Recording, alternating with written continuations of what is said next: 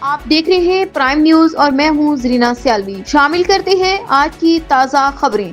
Additional deputy commissioner general doctor Ayesha Khan نے price control magistrate اور انجمن تاجران کے صدر رانا سلیم الرحمان کے ساتھ اپنے آفس میں ایک اجلاس کا انعقاد کیا۔ اجلاس میں ڈی او انڈسٹریز عبداللہ پولٹری ایسوسی ایشن کے صدر سید حسین شاہ کے علاوہ تاجران نے شرکت کی۔ اجلاس میں عوام الناس کو زیادہ سے زیادہ ریلیف مہیا کرنے کے لیے اقدامات پر غور و فکر کیا گیا۔ ایڈیشنل ڈپٹی کمشنر جنرل نے انجمن تاجران کو ہدایت کی کہ بیسن، چینی، دال، چنا، چکن اور آٹا عام مارکیٹ سے کم ریٹ پر عوام کو فراہم کیا جائے، جس کے مطابق آٹا تھیلا 10 کلو گرام 855 روپے کی بجائے 810 روپے، چینی 25 روپے کم، چکن 20 روپے کم، دال چنا 80 روپے کم اور بیسن سرکاری ریٹ سے 100 روپے کم ریٹ پر فروخت کیا جائے۔ انجمن تاجران کے نمائندگان نے اے ڈی سی جی کو اپنی جانب سے بھرپور تعاون کی یقین دہانی کرائی۔